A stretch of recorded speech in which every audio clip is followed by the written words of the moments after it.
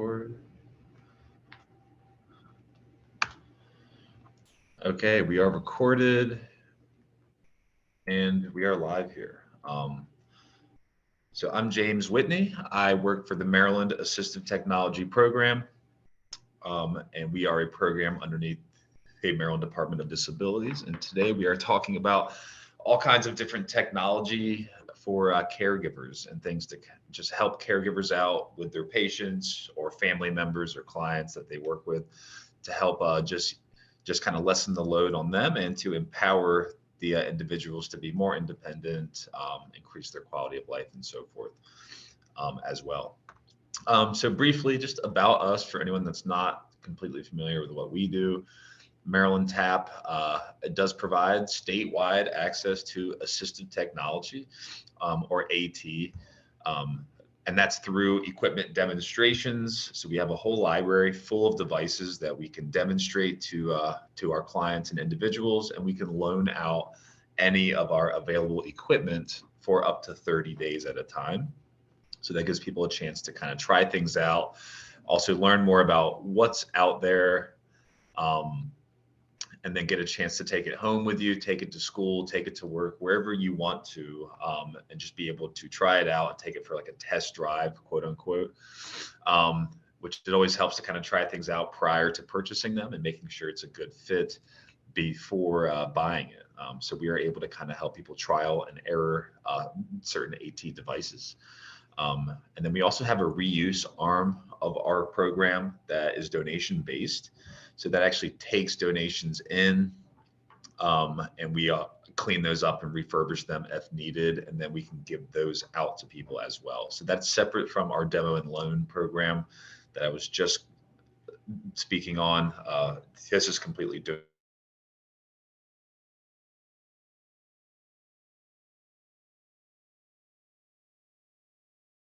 donation based. So if anyone has it, and we can clean it up and give it out to other people. Assistive Technology financial loans.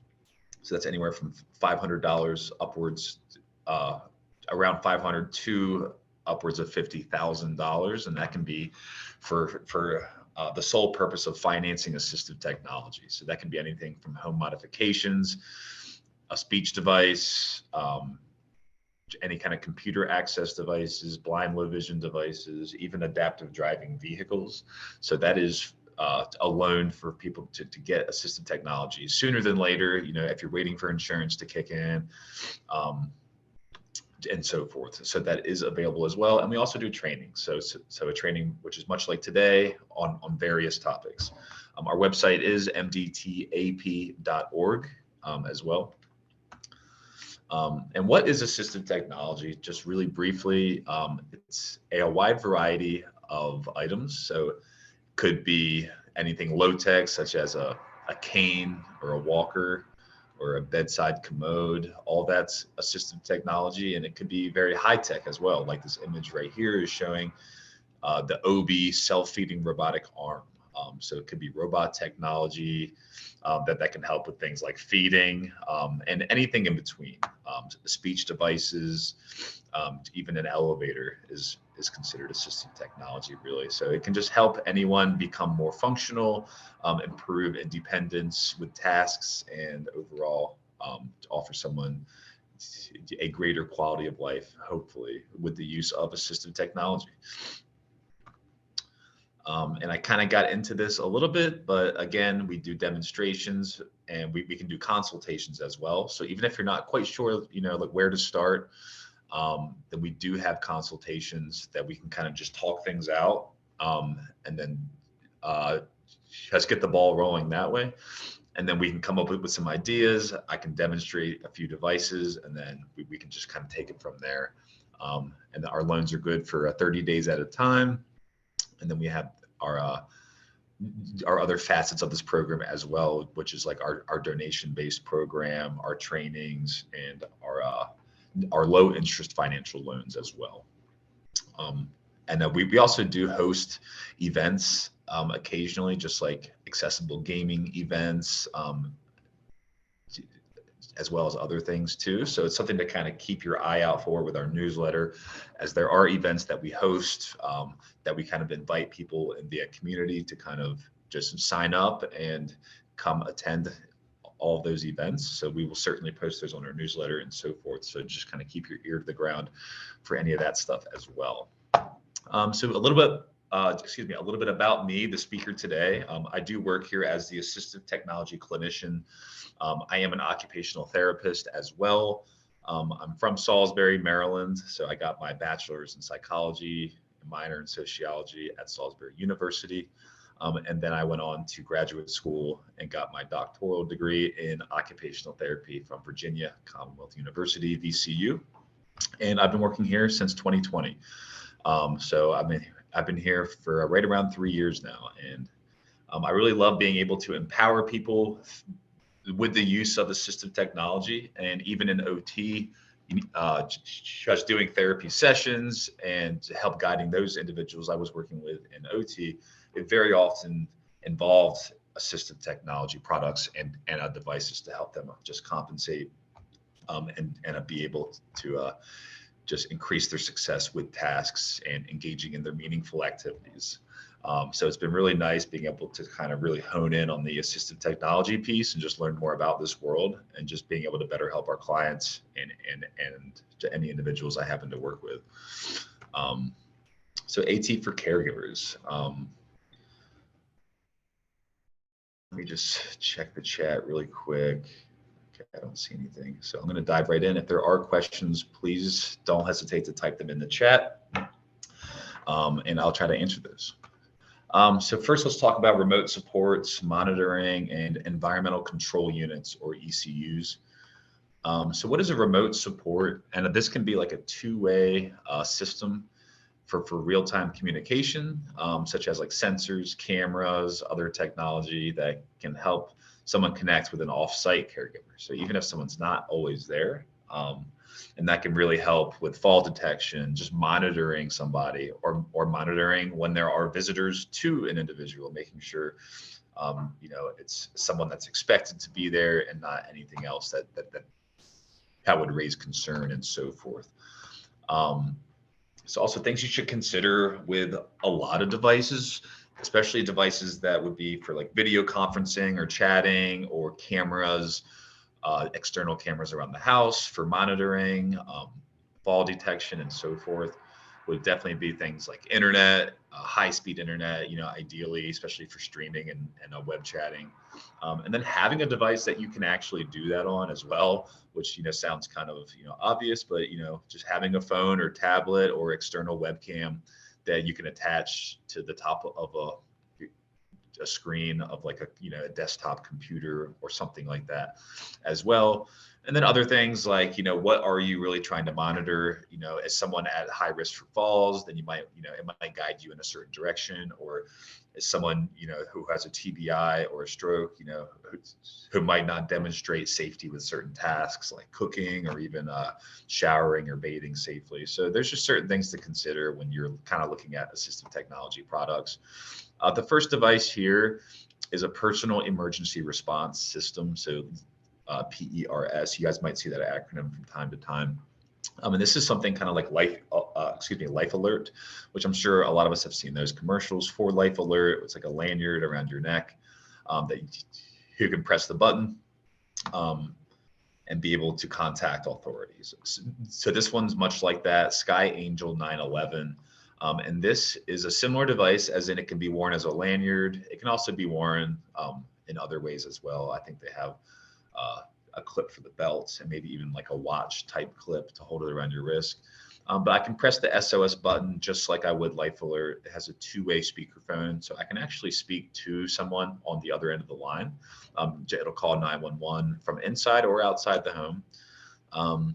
So kind of just like Life Alert in that sense, but this one does have the added feature of the accelerometer. So it can detect a change in acceleration, as in if someone was to take a fall, that change in acceleration from me standing upright and walking around to falling, it would be a rapid change in acceleration different from my baseline. And that could then it might ask me, or, it might have someone kind of just tap in and say, is everyone okay? And then if there's not any response, then it'll actually go ahead and call 911 for you.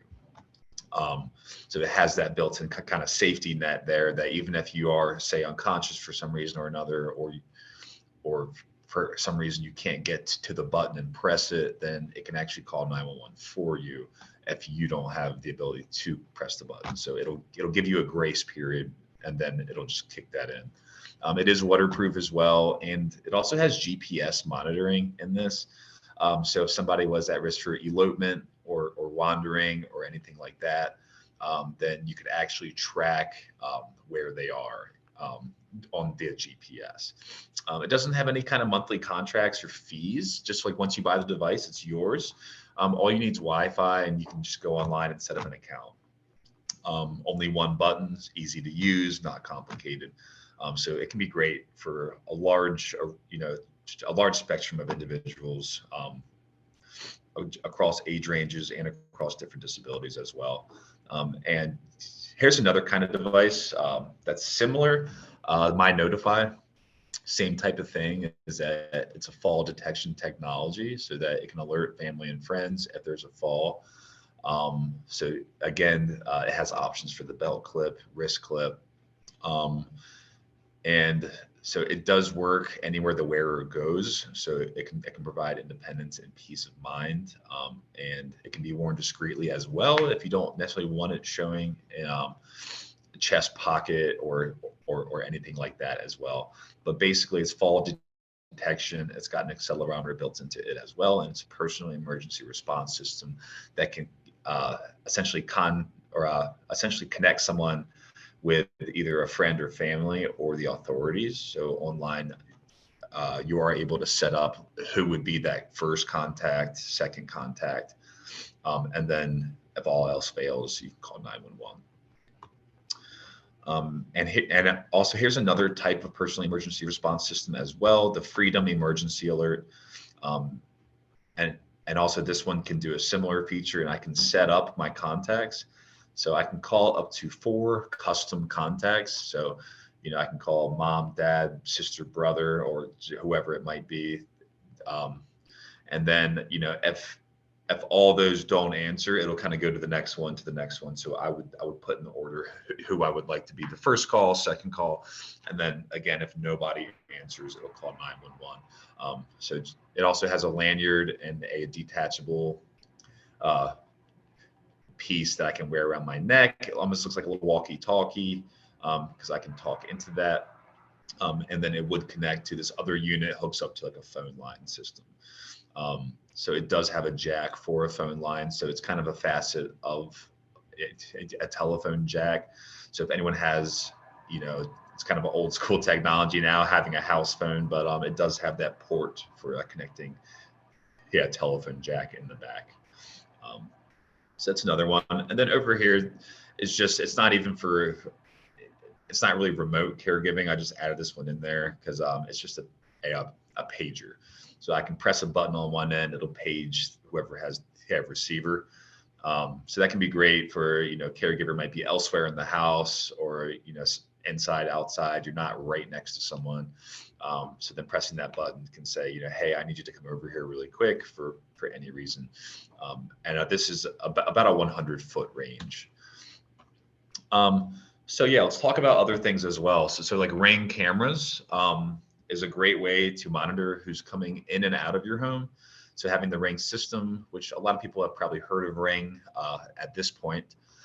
So, it can be really helpful for if someone isn't as mobile or able to get to the door quickly. I can see who's at the door from anywhere in my home, given I have a device to look at it. So, a phone or tablet or even like a just LCD screen that I can hook up to the Ring, just like an Alexa Show, for instance, is an LCD screen that I can place somewhere in my house. So if there's a place that I'm most likely to be, sitting in my chair or upstairs in my bed, I could have my Alexa Show just right there by me on a table. And then I could tap into that and I could see who's at the door. I could even speak with them and say, hey, I'll be right there. It'll give me a couple minutes and I'll be there to answer the door, and so forth. And then caregivers can also, I could add people to this account.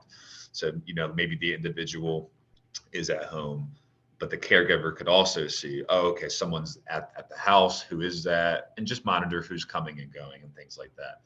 So it just a great way to keep people safe, also peace of mind, and also just being able to communicate with who is outside, so that it could be one of those things that like a priority for me is to save energy throughout the day. So getting up and going to the door, over and over again for any reason might be fatiguing. So then people can kind of say, just, hey, leave the package at the door. I'll get it later. And it'll send notifications to anyone who's on my account. So that is the Ring doorbell. And we were talking about the Amazon show, the Amazon Alexa Echo show. And Amazon Alexa are great for a lot of reasons. But one of the reasons I like for caregivers would be that they have the drop-in feature. And dropping in is basically a way to video chat through the Amazon Alexa. So it also goes two ways. So in the account, I would set this up ahead of time. So I could set up, so I could approve certain people drop-in permissions. And then, if the caregiver, whoever that may be, wants to just drop in and just say, hey, how are you doing today, to whoever they're caring for, just whether that's a spouse or family member or an actual client or patient of yours, then it gives me that just, I guess, convenience of just being able to pop in, and like the user doesn't have to accept the call. That's why it's called drop in, is that you can actually approve it to that. You can just pop right on the screen and say, hey, how are you doing? And then talk back and forth. So it just makes it extra easy without having to accept the call and things like that. And then I can see, it all depends on where the camera is facing. But if you have it facing in a spot that the individual is most likely to be, next to a chair or a bedside table, then it'll be easy just to pop in on them and see how they're doing and make sure everything's okay. So which I like this because you don't have to accept the call. So you don't have to worry about, smartphone or tablet and actually answering it. You can just drop in on someone and approve. Multiple people can have drop-in permissions too. So it could be the caregiver and, other members of the family and so forth can just pop in on people. So this is great. You just need to have a Alexa device. So like the Echo Show is this device here that has a nice LCD screen, and they do have just different shapes and sizes of this device. So that they do have, like all different kinds of screen sizes, but they can also have other ones that are just speakers that are cheaper. And you can actually still drop in on just the speakers too. You just won't be able to see the person, but you can have an audio conversation that way. So you don't have to have the Echo Show. You could just have the Echo Dot or any of the other ones as well, and still have the drop-in. And also, so kind of talking about the Echo Show and that kind of centralized smart hub, that there are other cameras that you're able to buy. And one company that I've actually used before, I actually have one of these at my house. It's the Blink Mini. Blink is the company and the Mini is the camera, which is this camera on the right side over here. They're fairly small.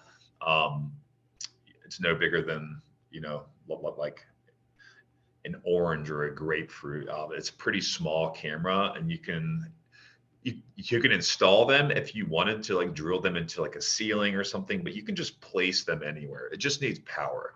So I can plug in the camera, I can connect it to my Amazon app, or it doesn't even have to be on the app, excuse me. Blink has their own app, and then I can install the camera. It'll give me notifications when there's movement. So I know, so I could put one in the kitchen, I could put one in the bathroom, and then, maybe one somewhere else in the house. And then I can just tap into those cameras anywhere I am. So if I'm not home, I can still view the camera and I can get a nice image of what's going on in real time. And if you pay for the subscription, you can actually store anytime it catches movement, it'll store a video. So it'll be like 10 seconds, and it'll keep taking videos as it sees movement. And then I can actually store those and I can go back to them. If you don't want to pay, you just want to buy the camera and be done, you don't want like a monthly payment, then you don't have to pay for this. You can just buy the camera, set it up, but then you can't save the videos, but you can always live stream it. So I have a camera like this outside my house. Because I have an outdoor cat, so I just like have one, by where the food is, and I can see if the cat's coming and going. And if I'm feeding like a fox, let's say, which I was worried I was, so I put a camera out there, and it was the cat was coming back. So anyway, I do use one to monitor my cat, but it's a really easy device to just tap into, and I can get a live stream of exactly what's going on at real time. So having a few cameras set around the house can be really easy. Just pop in on whoever it might be. And also, like, something else I just wanted to kind of throw in here is that they have smart locks, smart deadbolts. So you can actually connect these to your existing Wi-Fi signal as well. And I can manage the access of whoever I want from anywhere I am. So if somebody's at the door, then I can unlock it remotely. So that could be helpful if I'm not there, or just for any reason I can't get to the door.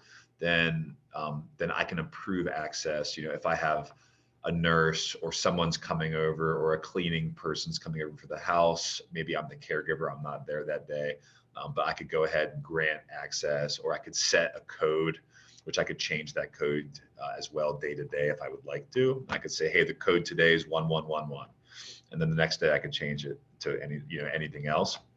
And that way people can kind of come and go, and it'll just make it more ease of allowing access. So there is smart deadbolts as well. A lot of smart home technology. I'm not going to get into all different kinds of smart home stuff, but as far as caregivers and things like that, having just like a Roomba or like one of those automated vacuums can be a great way to keep your house clean. And also having lights, fans, fixtures, they can all be set up to like a smart hub, just like Amazon Alexa. And then with voice commands, then I can turn on and off lights. I can play music. I can set reminders. I can make a grocery list, all with just my voice. So all that can be really helpful, which I didn't get too much into smart home stuff per se, and this webinar.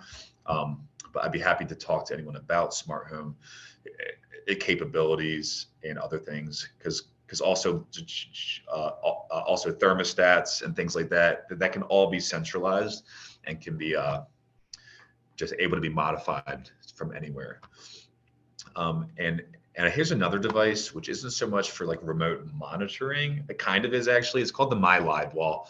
And this device, it's literally mounted on someone's wall. So it's My Live Wall. It was designed for the inventor and creator of this device. His mother had dementia, and he was struggling with connecting with her on a more regular basis. And he wanted to, have photos for her to be able to see, friends and family, and, also put her just like schedule for the day, which I think she was at that point living in a memory care assisted living facility.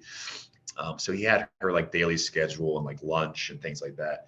So essentially what this is it's a unit placed on the wall. And then me, as a person who has permission, or as the account holder, then I can go in there, I can add photos, I can edit anything, and then it'll just pop up on her wall.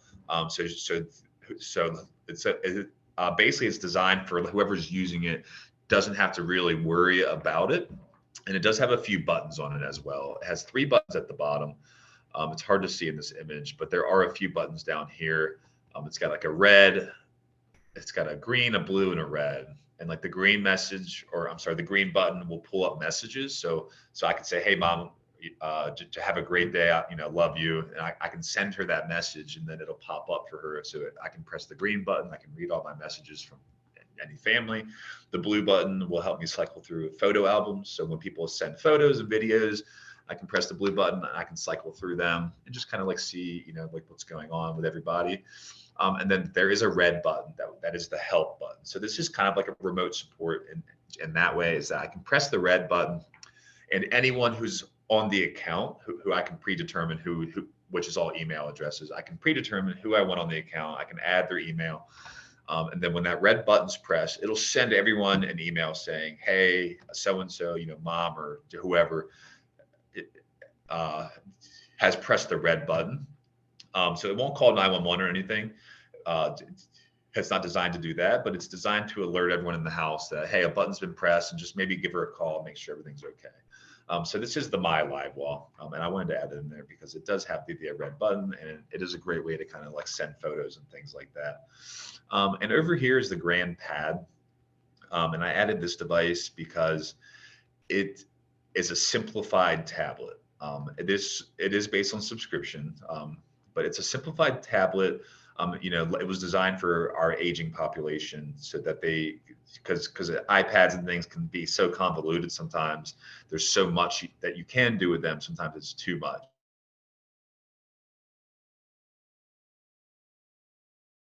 Charging station, it'll charge, and it has a few options: email and then internet. So it does a lot of functions as like a regular smartphone would, but it has it very, it's a lot more straightforward. So big buttons, easy to read. It's not too, it doesn't have a whole lot of busyness to it. And then when I press call someone, it'll bring up, very obviously whoever's in my contacts list. And then I can add, pictures of their faces and things like that. And I can very easily call someone just in case I'm in trouble or I need to speak with someone ASAP. Then I can FaceTime and or speak with someone straight on the Grand Pad. So I did add that for that reason. And it's also, it does have the other features too of email, camera, and things like that, a couple games, music. So it is good for more than just calling people, but it's kind of a simplified calling system. So health management, I'm going to kind of pivot away from those like remote supports and talk about health management. I'm going to just pop over here really quick. Does the Alexa show have any options for live captioning for people who are hard of hearing? Or are there any things that offer video drop-ins with captioning? That is an excellent question. And I'm actually not sure about Amazon Alexa having the built-in captioning. So I can't say for certainty that they have that. I know a lot of these tech companies are just using AI that can kind of caption things. But that's a question that I actually will look into, and I'll make a note to self so that I can find the answer to that. Because I'm not sure. But I do know like Zoom and like Google Meets and like those kind of like web or just having video chatting, on Zoom or that does have built-in captioning. So like I can turn on AI captioning on Zoom or Google Meets. But even on a FaceTime on like an iPhone, I don't believe you have that option. So I know they don't all do that. So that's actually a great question, and I will look more into that. So I'm going to pivot into health management here, and please always ask your questions in the chat, and I'll try to get to them, as we go here. So health management, we're going to start with medication management, and then more specifically, organizers and like reminders and things. So this, can help kind of lighten the load of a caregiver when they have a system in place for medication and empowering the individual to kind of stay on track of their meds, as independently as possible. And if that can make it, it's like one less thing the caregiver has to be on top of, although they're going to still probably check and make sure, but you don't have to be constantly being the reminder, that they have built-in reminders that can kind of initiate that for them. So I'm starting off real basic here. It will get more intricate, I promise. But something like this, a Sunday through Saturday, a 7-day just pill store. We've all seen these, but sometimes if it's not broke, you don't have to fix it. And having something this simple might just be straightforward and easy enough that someone might, really connect with this instead of teaching them how to use, an app that's attached to this like, more intricate device, which I do like those as well. But like sometimes simple is good. So I'm not going to have to talk about these too much. But there's so many kinds that, it would be impossible for me to give you one brand. But yeah, just having these also detachable. So if I'm on the go, like I can take Tuesday out, put it in my purse or a pocketbook or something, and I can go about my day and have my meds with me. And also pill cutters can be attached too. If you only take half of, say, one med in the morning and maybe half later in the evening, or just half a pill a day, then you actually have a built-in cutter. And then other ones as well that could be 7 times a day and 7 days a week. So I can do, so Monday through Sunday, but I can break it down into subsections. So just depending on how many meds I take a day and what my schedule is, I could have 1 through 7 for 1 week, and then I could have 7 weeks. Or if I have a lot of meds, I could do 7 times a day for 7 days. However you want to organize it, obviously is totally up to that individual.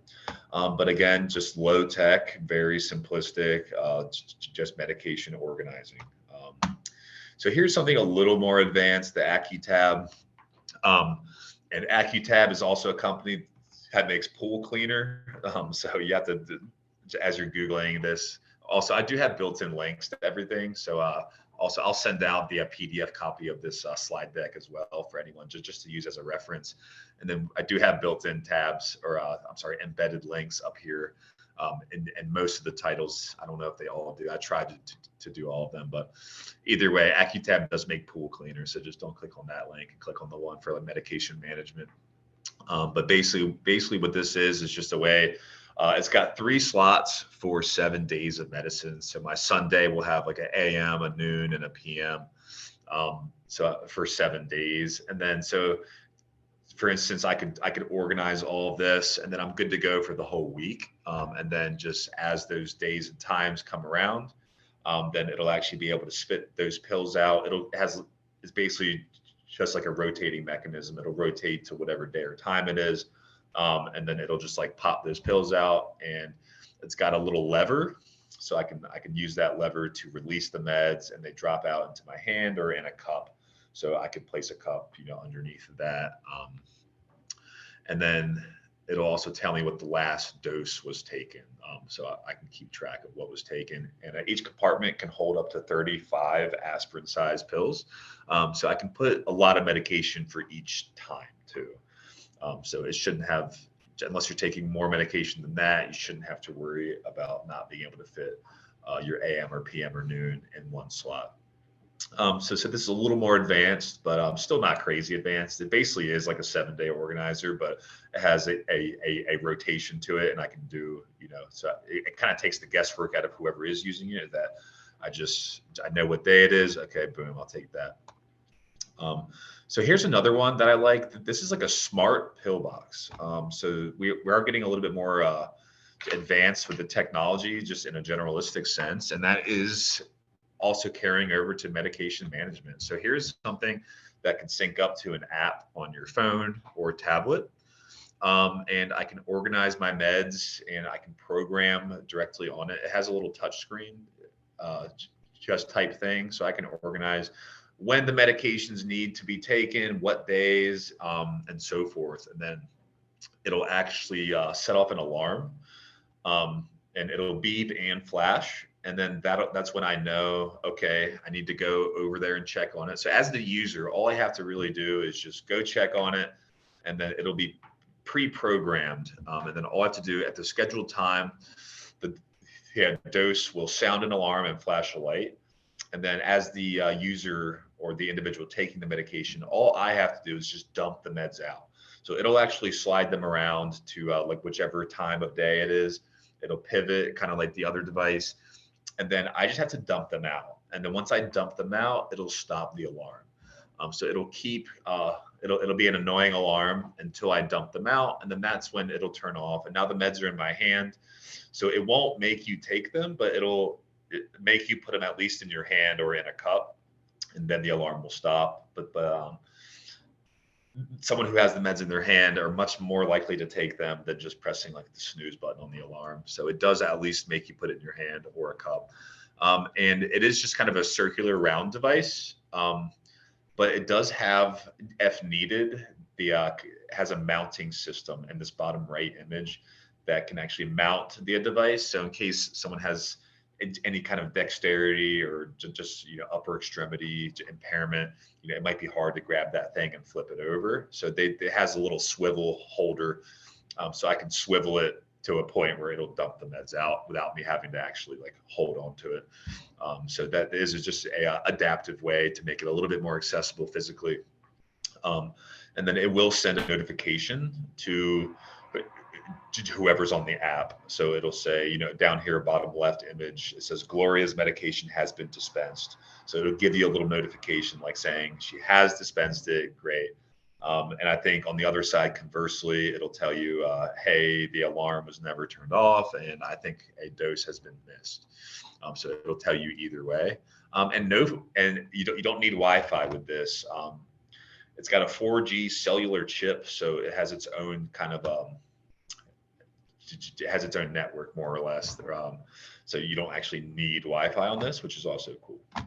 So that's the Dose Flip Smart Pill Box, which is a cool device. We actually did just get one of these in. So if anyone's curious about this one, reach out to me and I can certainly let you try it. We actually just got one of these. So here's another one, the ePill Station. It's a locked automatic pill dispenser with a tipper base. So it's got that tipper base, just like I was showing you in the last one.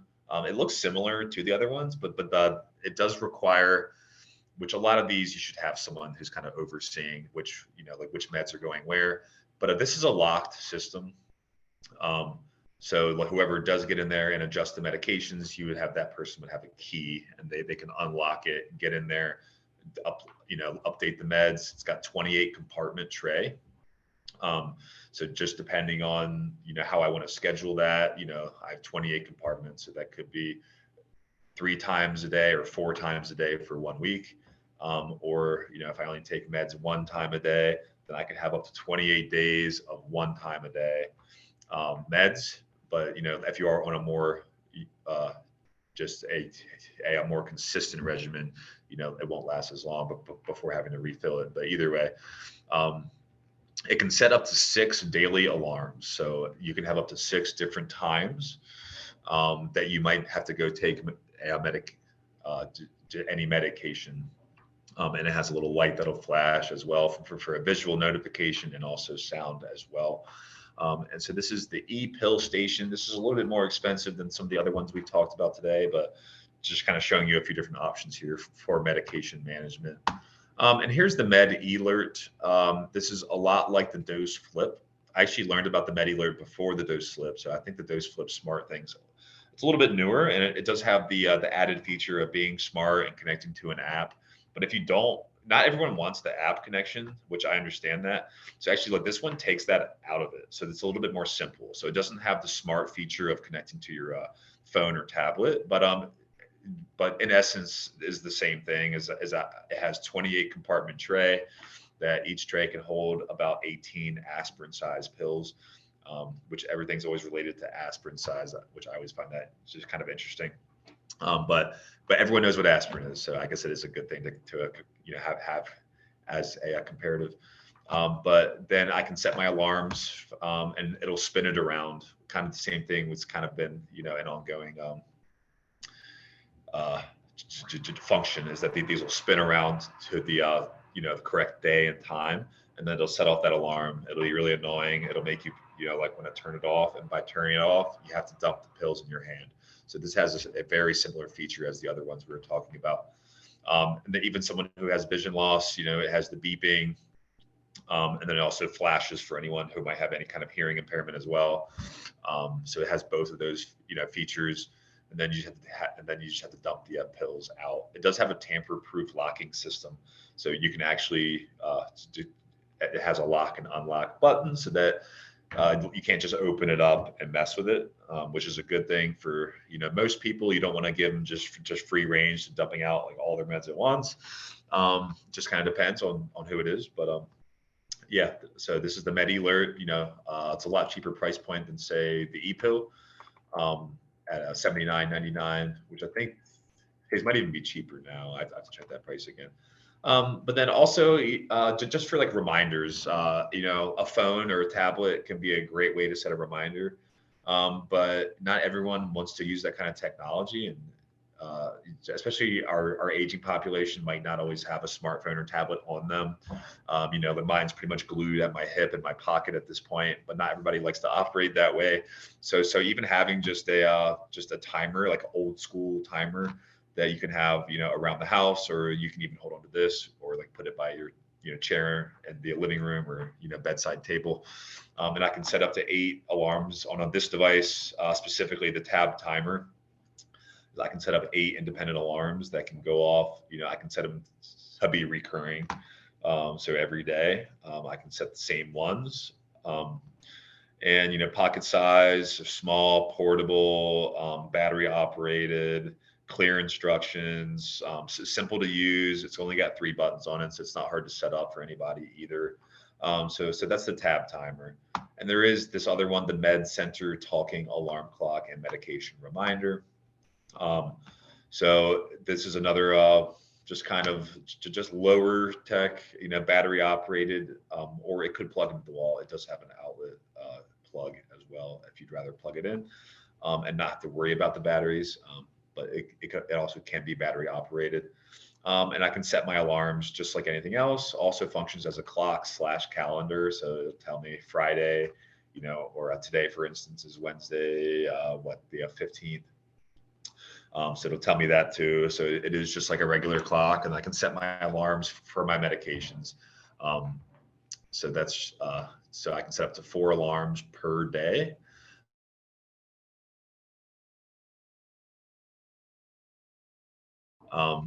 And yeah, and then there are a couple of apps. So I'm just going to finish with medication management, and then I'm going to check the Q&A box and see if we have anything going. So there are some apps, and I say apps because oftentimes apps are connected to a device. So, but I kind of set a few of these off to the side underneath apps. So here's one, and now we're getting into like subscription models and like prescription delivery. So this could be a great way to just keep someone without having to go to the pharmacy so frequently, or having someone be your proxy to pick up your meds for you, like the caregiver or someone. So this is the Hero.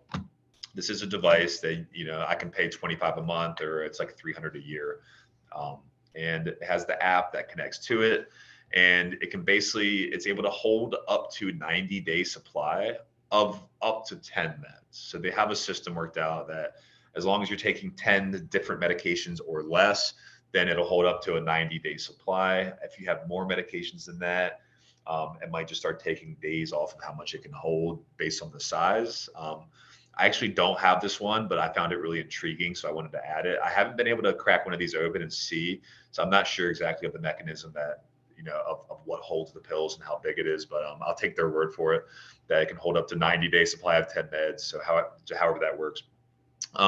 But it can fit on like a kitchen counter kind of thing. So like you might have your espresso machine and then your Hero like right next to it. So I imagine it'll be a fairly big but not too big style unit, and it would need a permanent spot to be kind of hanging out. So that would be something to also consider, if you were thinking about buying something like this, that it's a little bit bigger than the other ones that we were talking about. And then I can add a medication list to the app. I can receive my reminders of when I need to take my pills. It can give me missed dose alerts. So as the caregiver, it'll tell me if there was doses missed. So it can give me the chance to track, what was taken and when. So great for monitoring, essentially medication regimen. And it is HIPAA compliant, which is off their website. So any of this kind of information in the app, it is a secure app. And they did add that in their website. So I put that on here. It is HIPAA compliant. So you don't have to worry about your medications and all that kind of stuff and your overall health history getting out there.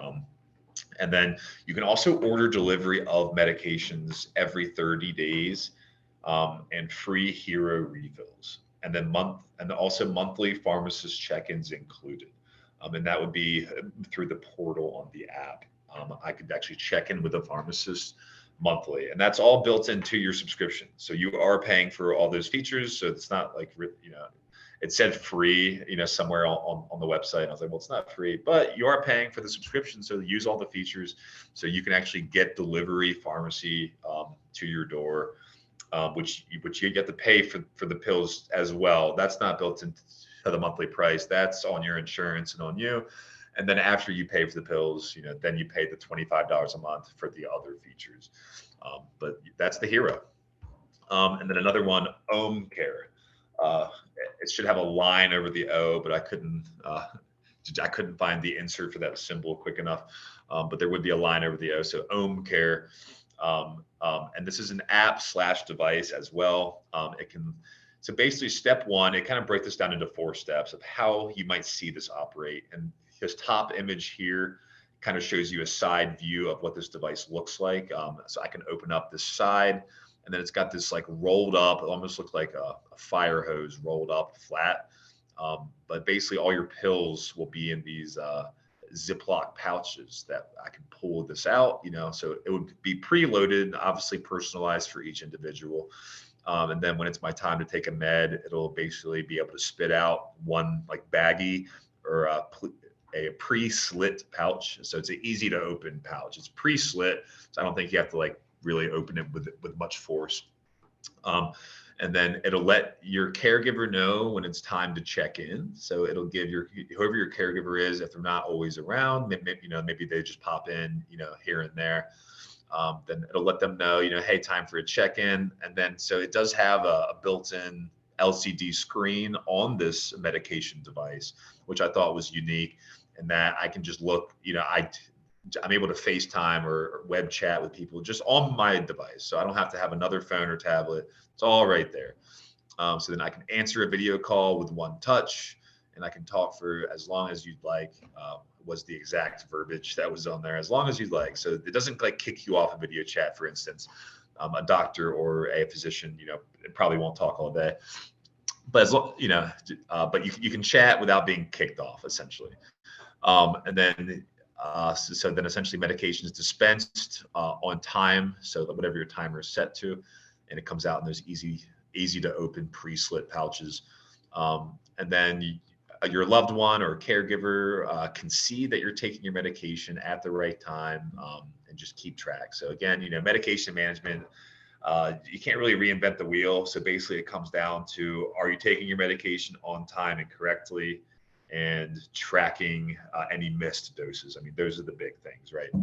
But then, all these more advanced units, they do have the ability to have medication delivered directly to the home.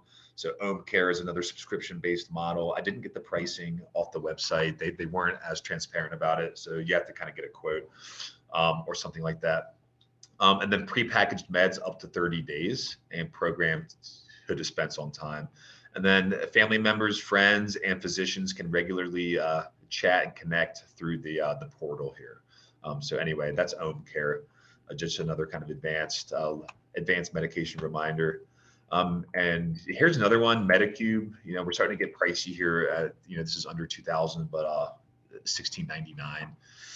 But I can hold up to 90-day supply. It almost looks like an old, it almost looks like a printer or something like that. But heavy duty locking mechanism. You cannot get into this thing unless you have the key, and then it'll spit your pills out. I don't know if you can see this image bottom left, but on the right hand side of the bottom leftmost image, then it'll kind of have a little compartment where it'll end up having your pills will end up in that compartment, and it'll shoot them out to you, and then you can just kind of pull your pills out.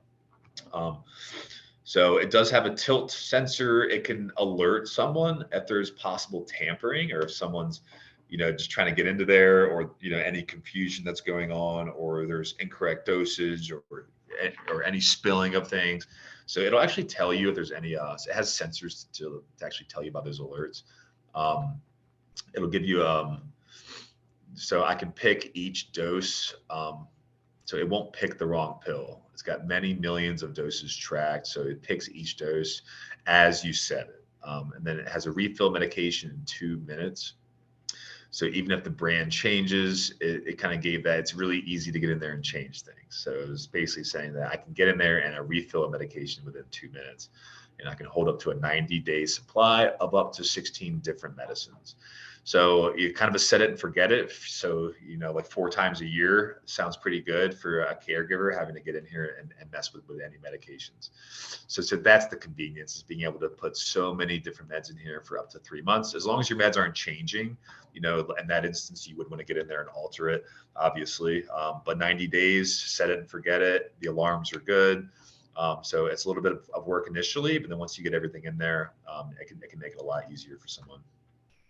And then also, so a couple of apps that are actually apps and not just like devices with apps, is Express Scripts. It's a free app for Android and iOS softwares. And this is basically, it acts as a pill reminder app and your pharmacy, like all in one. So I can set daily medication reminders.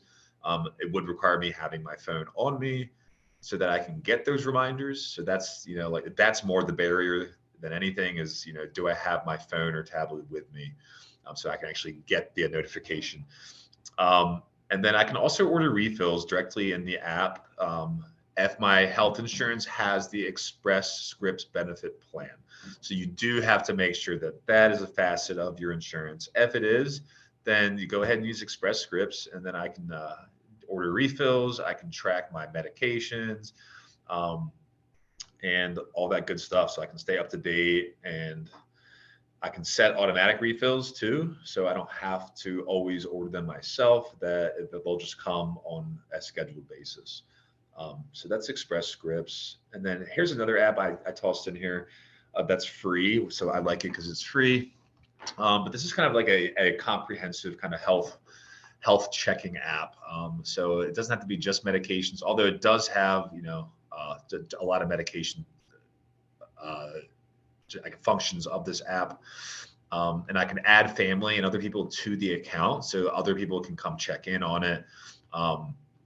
About medication taking, reminders, appointments, also other things like blood pressure, pulse ox, anything like that I want to track daily or weekly. And then over time, I can get reports of my trends. So it's a great thing to be able to visualize, how my blood pressure's been over the course of, say, 30 days. That'll give me and my doctor just a more comprehensive look into my blood pressure and my pulse ox, how my O2 is, and my medication, regimen and all that kind of good stuff. So it can give me notifications on when to take my meds, and I can track a lot of other facets of my health through this app that is free.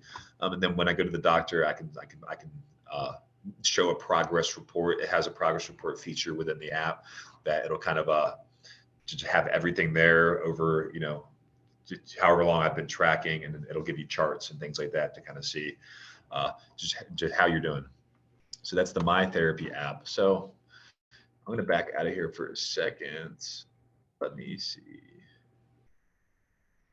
Okay. So I had someone else also kind of chime in on the FaceTime thing, saying that they don't think Alexa offers live captioning, but on the Echo Show with Dropson, they do not. But FaceTime does now offer captioning on iPhones. Okay, that's great to know. Thanks for that, Joan.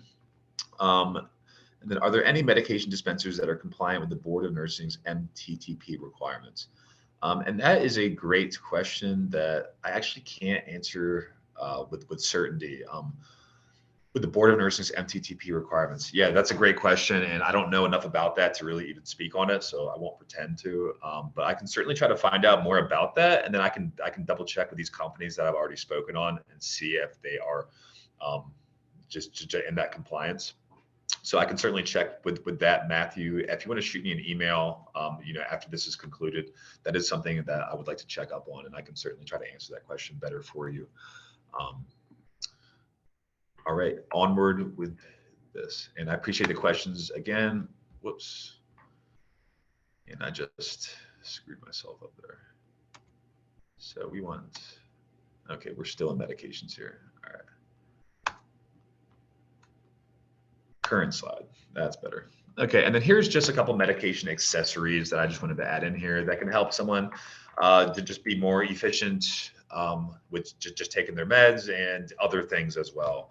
So an eye drop guide can be just an easier way to put your drops in. It can help kind of hold your eyelid open. So it actually can be used one-handed instead of having to like peel your eyelid back. So for anyone who might, only have functional use of one upper extremity or any other reason that, one-handed might be the way to go, then having an eye drop guide could be something that helps. It can help hold your eyelid open, and then you can just squeeze the bottle and get a couple drops in there. So super low tech. It's like a plastic device.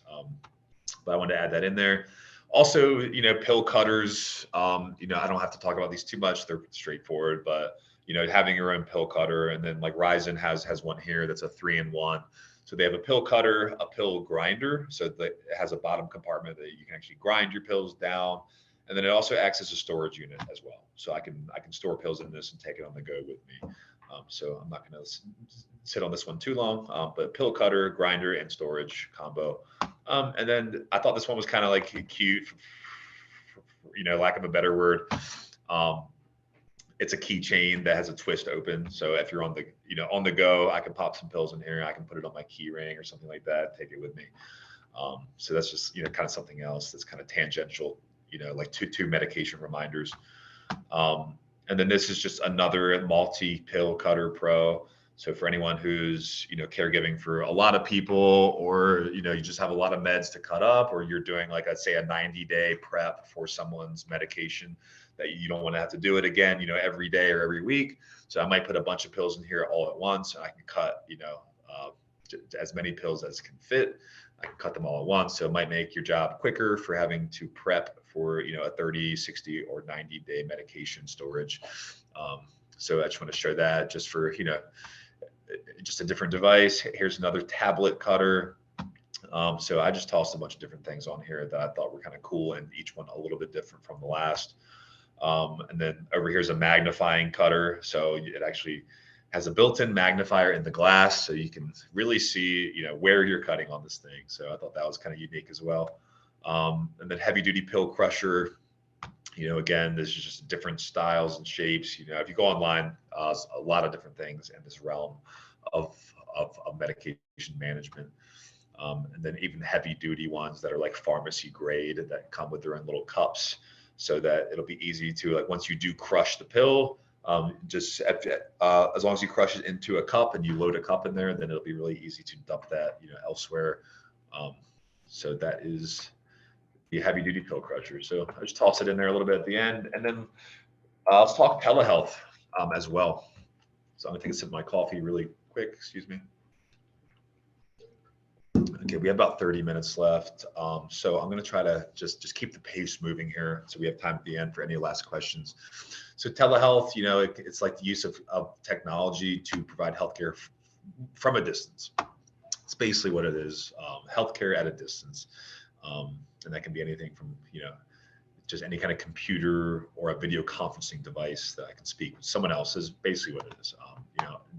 Having a virtual visit with a healthcare provider, whether that's a nurse, pharmacist, or a physician, or so forth, even therapy, like mental health, like types of therapy, or even like occupational and physical therapy can also be telehealth stuff now, and then just kind of guide you through exercises and certain things like that. And also speech language pathology as well. Just the trifecta there of OT, PT, and SLP.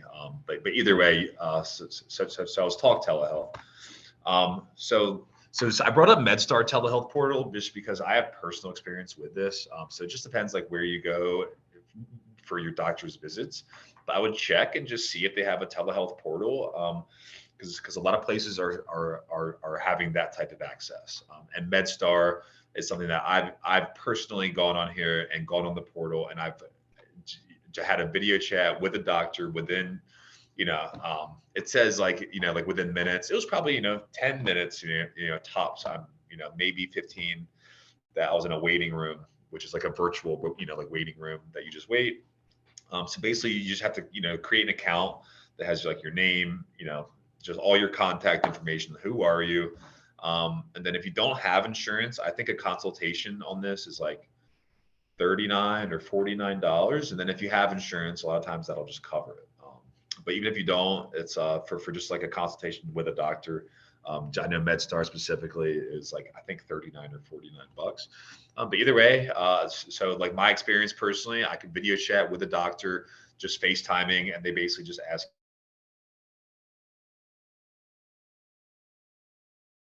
feeling kind of sick today, I don't know what it is. Then I may or may not have a prescription that I just tell them what pharmacy I use, and they'll send that prescription directly to the pharmacy. So it's a very paperless, easy transaction. All I needed to have was a phone with a camera on it, and I could video chat with a physician or a nurse practitioner or whoever's on the other side of that. Really easy to set up, and it was really accessible. So that's just an example of telehealth and being a portal and not having to leave my house and go to the doctor's office, but just being able to kind of to have those check-ins, at home. So I did want to just mention that, and specifically MedStar, but it's not just MedStar. A lot of doctors' offices and healthcare providers are also having a telehealth portal. So here's what I found that I thought was really unique, and that this is it is telehealth, but it's kind of a different take on it. Is that they actually have a patch, which is at the top image here. And this is the company Vital Connect, and they have a biosensor patch. And this you would apply on your chest or underneath your just kind of chest muscles. So kind of like on the side, like underneath your chest, or like directly on your chest. And then it has a biosensor that actually tracks like ECG. So your electrocardiographs, your heart rate variability, your RR intervals, also respiratory rate. So, how you're breathing and your body temperature and even activity. It's got a step counter as well. So it can track your steps and your posture. So your body position relative to gravity. So it can actually check, where your posture is, and it even has fall detection. So this is a crazy patch. And then it uploads that data in real time to a portal that your physician and nurse can actually track this stuff in real time, and just be able to monitor you while you're home. So it's a comprehensive patient monitoring system and platform. So you would have to pay for this service, obviously, but it is a way to kind of track that stuff. So if somebody was kind of at a higher risk than, I'm not saying high risk, but maybe it is that it would be back in the day that I would have to stay in the hospital for a longer period of time just so that the doctors can track me and make sure I'm good. Or now I can be sent home with this kind of patch, and they can kind of keep an eye on me virtually. So this does exist now, and that's Vital Connect. Also, just tracking your kind of vitals and things can be done with smartwatches. So I did want to kind of add that in as well. Having that fancy patch is great, and that's really cool, and it's awesome how technology is evolving. But even with like smartwatches and things like that, like Apple, Garmin, Fitbit, I can track my sleep tracking, heart rate, blood pressure, all that kind of stuff. Obviously blood pressure, I'd have to take a measurement and then kind of like upload that myself. The watch won't be able to take the blood pressure by itself. But with other things, is that I can track all that, and then it'll keep it updated. So, I know iPhones have the health app that I can track the health, and I can keep the stuff, over time. And then I can look month to month or even year to year at my stats and data. So that's just something that I wanted to add in there, is that smartwatches can be a great way to track just health vitals. And then here's another ad device here, the WellU continuous oxygen monitor. I wanted to add this one in here because I thought it was kind of unique, and it's a little bit kind of futuristic looking. Is that it's like a ring. So as you can see, which I pulled all these images straight off their website. So we have a woman here looking happy, like she just woke up in the morning, and on her left thumb there is this ring that she's wearing. And that can track your oxygen levels, your heart rate. It can track it. As long as you're wearing it, it can track it, and it can sync up to your phone or tablet. So it could be that I sync this up to Caregivers phone or tablet, and then it'll give me that data as it's happening in real time. And then again, I can track that over time, and then I can share a PDF analysis. So it'll actually give me on the app that it'll give me a PDF charts and trend charts. And then I can export any of those files as I please to other just computers or phones, and I can print those out or just share them just like through an email or something. But a cool new device of just tracking things. But also I did want to add that you don't have to use the app and connect it to an app. It does have a small screen on it that'll actually read like all that data. So I just want to add that you don't have to use the app with this, that you can just use the device standalone, or it does have Bluetooth pairing to an app. but that's the WellU continuous oxygen and heart rate monitoring device. I thought that was kind of nifty and new, and instead of a watch, you can now wear it as a ring. And then just other things just to have for caregivers, a talking blood pressure monitor. It can be a great device for anyone blind or low vision, is that just being able to just have it read out loud, speak out loud what my data is. Obviously as someone who has any kind of visual impairment, that would be very great to have. But just having a home unit anyway is a great thing to have. It doesn't have to be a talking one per se, but just having a blood pressure cuff and how they've made these now with very easy to use, is that as long as you can get that strap around your upper arm, then you just press the start button and you just try to sit there. So really easy to get a reading. Just having something like this can be a great way to be able to get your own readings and track over time, so that you don't have to go into a doctor's office just to get your vitals done, that you can have your vitals done at home. And then you can just do a telehealth visit with a doctor and say, hey, I've checked my blood pressure every day for a week, and here's what the data reads. And then also, here at the bottom is a pulse oximeter. So I can also test pulse ox as well. But I'm going to keep moving on here because time is flying by. So I'm going to talk about independent living aids. And that would be bedroom aids to start. So if I'm in the bedroom, what can a caregiver provide or have around to empower someone to be independent and help themselves? So that'll take load off the caregiver if the individual can do things themselves. And also just having these around can just overall be helpful for everyone involved. But a dressing stick, very low tech, very OT. It's like one of the first things you learn about in OT school, is a dressing stick, and it can be a great way to help take clothing off, for any kind of lack of like range of motion in your shoulders and upper extremities. It might be increasingly hard to take off shirts and pants and things like that. So having like a functional stick, more or less, that can help you take these things off can be a great way to be able to be independent with donning and doffing shirts and other types of clothing. And this thing even has a hook on the other side of it that can be used as like a zipper pull. So for your trousers and or jackets and things, I can use a zipper pull to help with pulling things up. If that fine motor control might be increasingly difficult for people to do those just smaller tasks. All right, I'm gonna fly through some of these because they're straightforward. So the button hook, great thing to help with people for just fastening buttons is essentially what it's used for. As you can see in this image, the person using this, it's kind of a bowed out just piece of metal, and I put it through the slot first. So if I'm wearing a button down shirt, I would stick this through the slit. Then I would grab a hold of the button, and then I just pull it back through the slit. So this can be a great way to increase people's ability to button, clothing, pants, shirts, whatever it might be. When any of that kind of fine motor control, small type stuff gets too hard to do. And just briefly, anyone who might have too much issue with those kind of buttons and things, then you could adapt shirts to be Velcro, so that it'll look just like a button-down shirt, but actually how you fasten it would just be Velcro. So having shirts that are like this could make someone's dressing, a lot swifter in the morning. It might be that, yes, I can button my own shirt, but it takes me 20 minutes.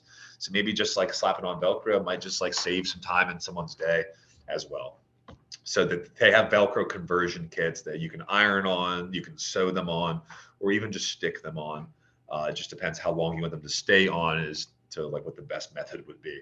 But they have all different kinds of Velcro kits online. And then you can also buy pre-made, just pre-made Velcro shirts and things like that as well. So adaptive clothing, there is a market that's becoming increasingly robust with all different kinds of adaptive clothing. So whether someone is a wheelchair user or any other thing, or has prosthetics, they are making pants and shirts and things to have different kind of folds and Velcro and things that can make it easier to change prosthetics, or can fit better in a wheelchair, so it's not getting like wheel burn and so forth. But here is one example of a Velcro shirt that instead of having to button the buttons, I can just Velcro them. And they even make blouses and other types of clothing for women and females, or anyone that wears blouses and things like that, and also men's clothing as well. So also moving forward with another simplistic device, the long-handled shoehorn. If you've seen a shoehorn, just add like a foot and a half of length on it, and that's what this is.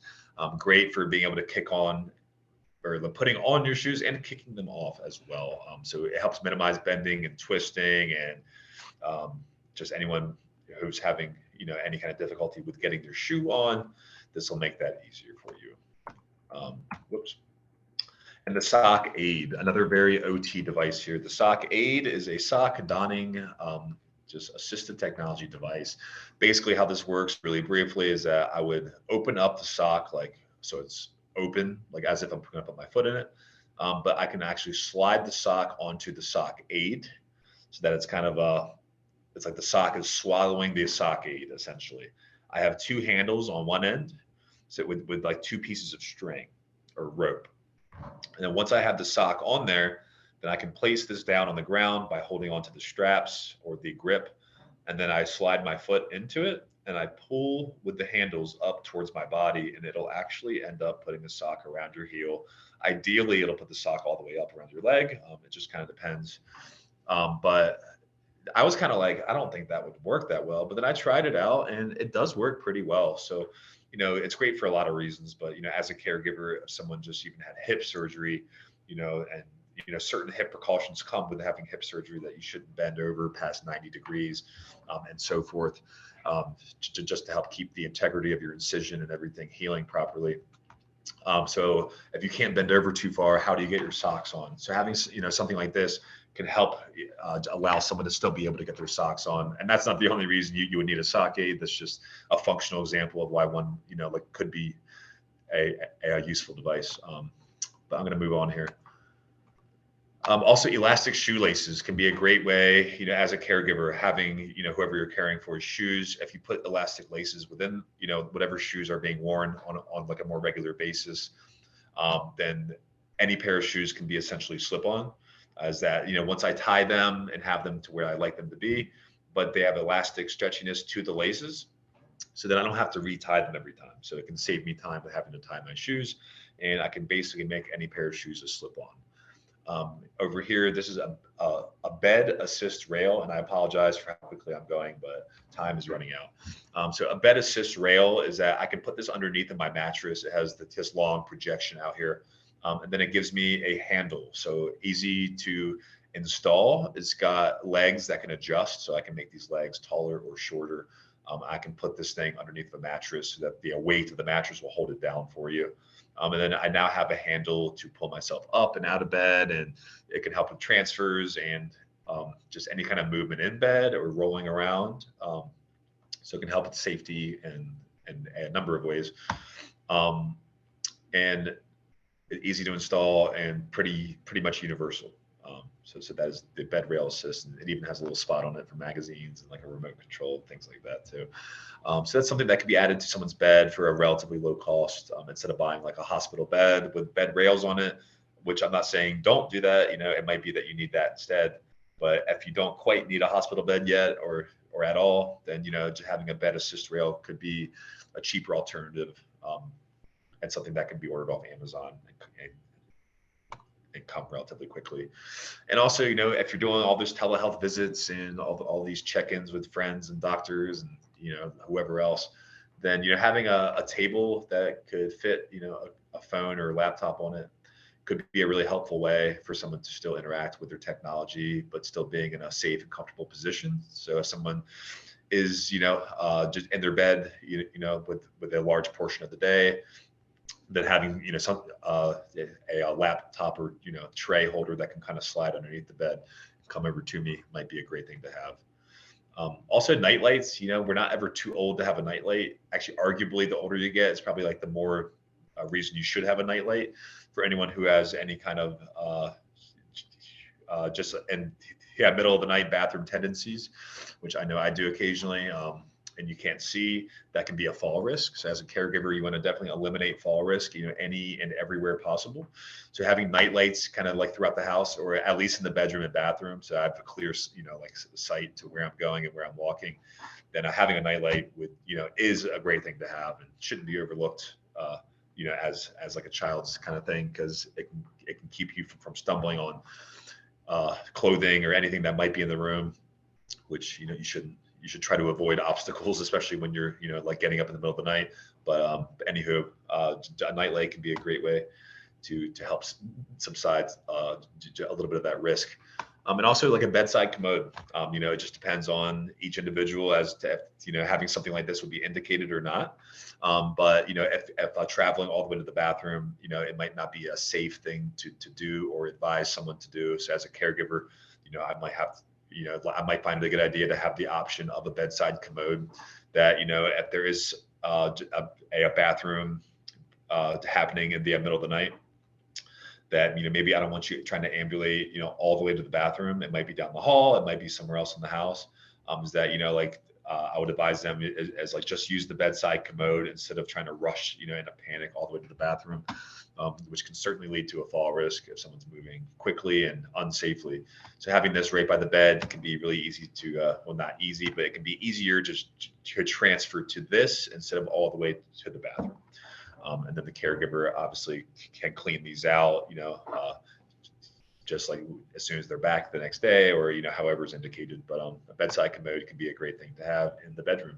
And then real quick, let's talk about dining and kitchen aids that can help empower people to be safe at home and more independent, which can take burden off caregivers as well. So a meal lifter. A meal lifter is what this plate is on top of, which is basically a piece of plastic that lifts the plate 9 inches off the table.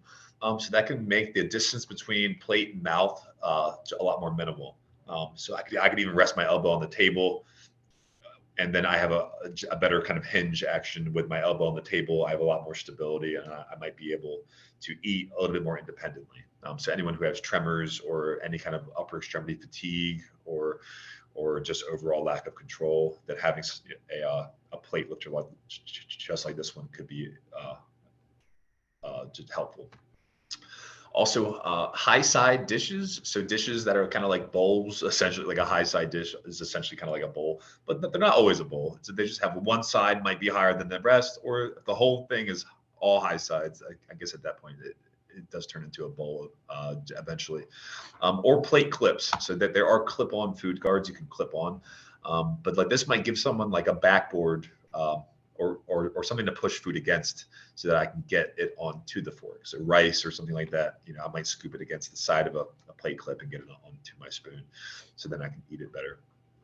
So plate clips can be a cheap adaptation to helping someone eat more independently, or partitioned plates. Someone just doesn't want their food mixing and things like that. Obviously it's great for that reason. Also, it does kind of provide those high sides, so I could scoop food against the sides as well. It could just be something to consider. Also, bowls and plates with suction cups on them can be a great way to help empower someone to eat independently and help prevent the bowl or cup from sliding away. So as some people are eating, especially if you're eating kind of like with like one upper extremity, let's say, it might be harder to kind of stabilize that plate or bowl. So a suction cup's great to add. Also, Dyson. I'm not sure if anyone here's used Dyson or not, but it's a great thing to add in the therapy world for our OTs, PTs, and SLPs. Is as Dyson it basically comes in a roll. It's like a sticky kind of mat, and I can cut the Dyson into mats or plates. So you have essentially I can make it any size I want. More or less any size I want. But then it's like a sticky kind of mat. So I could just buy a roll of that, and I could put my plate or silverware on the Dyson strip, and then and then it also wouldn't, like run away from me. But they also have bowls and plates with suction cups on them too. Also spout cups. It can be a great way to help someone drink a little bit more slowly. It can help deliver liquid to the center of someone's tongue, as opposed to someone drinking out of, like, say, a glass, and then it might have some kind of choke or aspirate on that liquid as they're drinking it if they're not, swallowing safely for any reason. So having a spout cup, it kind of forces you to put your lips around it and create suction. And as you are and as that's taking place, it kind of delivers the liquid automatically just kind of on your tongue as you're sucking on the spout. So anyway, it could be a spout cup, it could be an indication that someone, could benefit from using those and then drinking, liquid a little bit more safely. And also cutout cups, it's like nose cups, which people might often call them, is that it has a cutout for your nose to fit. So for anyone who has like any kind of dysphagia and any kind of swallowing, hazard, or actually a safe swallowing position would be the chin tuck position. And then this has a nose cutout. So then as I'm doing a chin tuck, which is basically just tucking your chin down towards your chest, and then doing so actually helps open up your swallowing reflex, and it can help you swallow. So a lot of people will have their clients or patients swallow food and water in a chin tuck position, and a nosy cup is a great way to help. Is basically just a great cup to allow that to take place without your nose bumping into the side of the cup. So that's a cutout cup. And also weighted cups can be great for anyone with tremors. Also anyone who just needs that biofeedback, because some individuals kind of lose the sensation in their hands for one reason or another. And I have had clients and patients say to me that they sometimes drop things because they just, it's in their hand, but they don't feel that they're holding it. They just have to remind themselves, oh, I'm holding this thing. So actually having weighted utensils and cups can offer more biofeedback, and that, oh, like I am holding this thing. I can feel the weight, and it can kind of remind you to keep holding on to it. So which might be an indication for weighted utensils and or cups. And then also right here is weighted utensils and also a lot of these things I'm showing you as far as independent living aids. We do have a lot of stuff in our library. So if anyone's curious about any of these devices, don't hesitate to reach out to me, and I can set you up with a loan or just a consultation, and we can just chat. But anyway, weighted utensils, pretty straightforward. I don't think I have to explain that, too much, other than they are weighted, can help for the same reasons as the weighted cup. So tremors, biofeedback, and like that kind of thing. Also built up handles. Is a great thing for so many reasons, from arthritis to spinal cord injury or brain injury, stroke. For any reason someone might lose dexterity of their hands, or CP, or anything else that could go on. There's so many reasons someone might benefit from having built up handles. And built up handles can be purchased, like the silverware here in the middle left. That's just pre-purchased. They just have those built up handles. We actually have this exact set in our library, or it could be something that's kind of like universal that I can interchange. So down here, bottom right, there's a fork in one, a pencil in one, even a razor and a toothbrush. So I can just pop those already items that I already own. I can just pop them into like a universal built up handle. And then even foam tubing. So like back in OT school, we had rolls and rolls of foam tubing all over the place. That I can just cut to shape, and I can, it has different diameter of the tube opening, so that we have extra wide on the blue, and then like a medium, width here in the red, and then extra tight on the cream or white color. So it just kind of, it basically just depends on what object I want to put in there and how big is that object as to what size tubing I might want. But then I can interchange things at a very low cost, very cheap, and I can have a universal kind of built up handle. But that can be great for a lot of different reasons. And then other types of silverware, just like I might want the ergonomic shapes here with the T handle or T grip. And there are other kind of silverware as well that have loops. So here in the middle is the Dining with Dignity loop sets that I can loop those around my fingers. And there's even ergonomic ball handles here at the bottom as well. So they just have different shapes and sizes. So we actually do have, we don't have a full set of the T grips, but we do have the Dining with Dignity sets, and we do have the ergonomic ball handle sets as well. So if anyone's curious about adaptive silverware, please don't hesitate to reach out. This is the OB robot. I did kind of open with this in the very, very beginning, but this is a self-feeding robotic arm that's got 4 different bowls or portions inside this. And then it's a 2-switch system. And by switches, we basically mean buttons. So we have 2 buttons that I plug into this thing, and one button will tell the OB robot to pivot to the next bowl, or actually, no, I want mac and cheese. Actually, no, I want peas or whatever it might be. So I can hit one button and I make it rotate, and then the other button is to actually initiate it to scoop a bite and then bring me a bite. And I can actually teach this thing where I want it to stop. So it actually has range of how long the arm is. So I mean, within reason, but I can actually tell it kind of how tall, or or just like where the person's sitting, or how tall their torso is. I might want it taller for me, for instance, as someone else might have it a little bit lower. I'm 6'4", hard to tell on the screen, but I might need this to come up a little higher, and then like the next person might need it lower. So I can teach it where I want it to stop, and then it'll always go to that same spot until I teach it otherwise. But that's the OB robot. It's a self-feeding robot system. Next, we have cut-resistant gloves, which are basically gloves that have a lot of different mesh, and like the way they're woven is that you cannot just slice right through these things. You would have to actually saw at them pretty diligently to get through them. So they are cut-resistant. It would take a lot to cut through these. So it can be safe when someone's meal prepping or cutting. Also adaptive cutting boards. So like this one, for instance, has a mounted knife. So I can actually use the knife in a safe manner because it's mounted. So whether I have tremors or fine motor control to impairment, or to any other reason, that holding a knife might be unsettling, and it might make me feel like I might, to injure myself, or it might make the caregiver feel like the individual using it could be, at risk for injury or otherwise. So having a mounted knife on top of a cutting board with suction cups on it, as you can see here at the bottom of the cutting board, there are some black suction cups. So it can kind of hold it down for you. And it even has spikes that actually stick up. It's like nails basically sticking up, that I can put the food on the spikes. So the spikes will hold it in place. So I can chop things up instead of my hand having to hold it. I can hold it with the spikes, and I can use the knife and meal prep. Also a giraffe neck water bottle. I'm going to fly, a little bit here now because we are at time. So this is a long modular hose type of straw. So I can bend this around in any shape or size I want. So if someone's a wheelchair user, I can put this on the wheelchair. I can bend it around so that they can get drinks as they please, or I can put it on the, on a nightstand or elsewhere.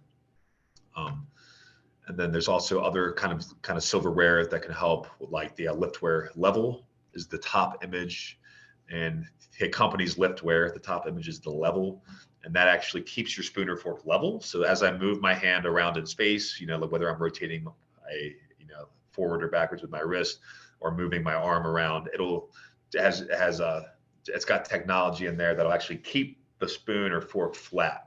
So wherever I move my arm, it'll move, the handle will move, but the other piece where the spoon is, it won't move. So it'll keep that flat or level, why it's called the level. And there's down here at the bottom, it's hard to tell in this image, is the liftware steady.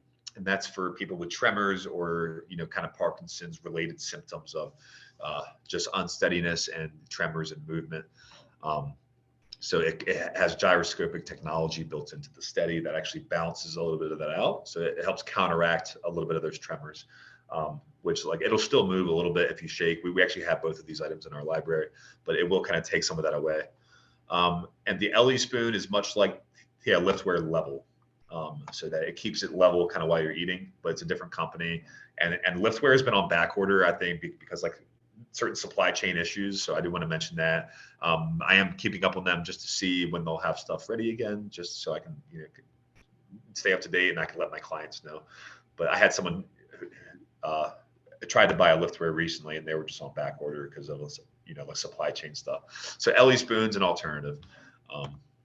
And then lastly, the Blind Kitchen is a company that offers a lot of different devices for anyone blind or low vision who wants to cook safely in the kitchen. So I just put these in here because I've been speaking with them actually personally semi-recently, and I'm looking at some of their devices and potentially adding some in our library. But they have a lot of different things on their website that are built and kind of designed for people with any kind of blind or visual impairment. So it's worth checking out. Anything from a liquid alert so that I know how much I'm filling up a cup, to a pot watchers it'll actually let me know when the water's boiling because it'll rattle around in there. also talking thermometers, butter slicers, long tongs, and so much more. There's all kinds of devices on their website. And they actually have tutorial videos that are videos with audio description that'll actually let you know how to use them all and like when they're indicated and so forth. So I did not get to bathroom aids, unfortunately. I had so much content, but the bathroom aids might look like, you know, like a shower handle that I can remove, a tub bench that it'll help me with transferring in and out. Also non-slip mats, just so when I do get out of the shower or tub when it's wet, you don't want to be able to slip. So having a non-slip mat also in the shower is great too, also outside the shower, and then getting in and out, and having a handheld shower. So I can sit down in the shower and I can use a handheld shower nozzle and I can shower myself off. Also long handled scrub brushes can be great. Also handrails, grab bars, you know, also install those into actual studs in the wall. I don't recommend using ones with suction cups on them. It's not as safe. It doesn't always fasten as tightly as you think. Also terry cloth robe. This is like basically a towel that is a robe. So if drying yourself off is really fatiguing and it just takes so much effort, you can actually just put a robe on and kind of dry yourself off slowly as you wear it. And also here are other towels that are designed to have loops. So anyone with any kind of dexterity or fine motor control impairment can actually grab on the loops and dry themselves off with like a adaptive towel. And then bidets are great ways to help with cleanliness by just like splashing water. You know, after being able to the toilet successfully, splashing water can clean people up and be a little bit easier than toilet paper and otherwise. And then there are electric bath lifts that can actually lower you up and down out of a tub. So that can be a great way to transfer in and out safely. And then because you always want to be able to get out safely. It's not just getting in, it's getting out of the tub. So after a long hot bath, it might be harder to get out. And there are other versions of that, so it's like this one is a cushion that kind of inflates and deflates.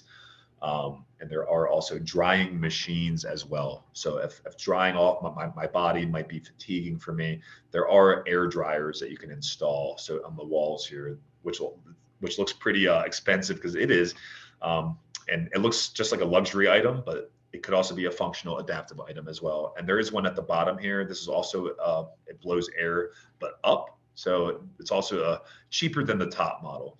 It's $400 for this bottom model, and it's around $2,000 for this top model. But blow drying air as a means to drying off. So I did kind of rip through that at the end there. I will send the slide deck out to everyone.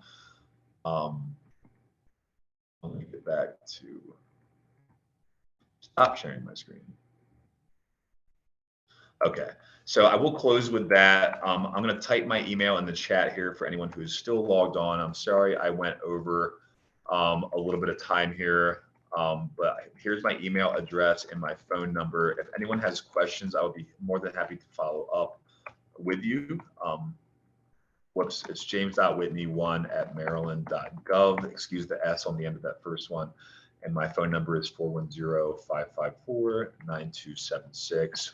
which I also just typed those into the chat there as well. I will send out the PDF to everyone who's registered, and thank you again for attending. Apologize for going over time. And it was a pleasure speaking today, and I'll catch you guys at the next one. Absolutely. Thank you guys. Thank you for attending, Lisa. Yep. Awesome. Thank you, Joan. Also, thank you, Erica. I appreciate that. Thank you, Lauren. And don't hesitate to shoot me an email and check us out. And I can loan out devices too. So if there's anything you guys are curious about. Awesome. Thank you, Nicole. Awesome. OTA. Let's go.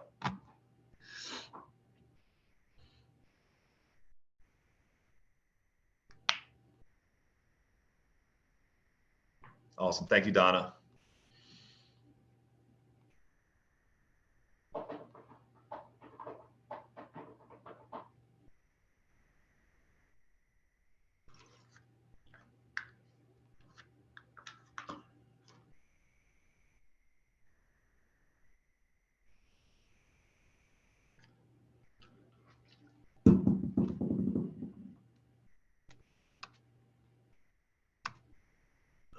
I guess I can stop sharing.